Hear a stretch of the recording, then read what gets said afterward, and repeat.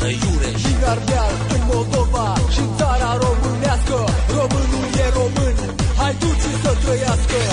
Și nu contează că auzi mii de vorbe, și nu contează tot ce ți se spune, contează numai ce simți că e bine, contează doar sufletul din tine. Toți ca unul, orice-ar fi, pentru România, fi ca unul, orice-ar fi, pentru România.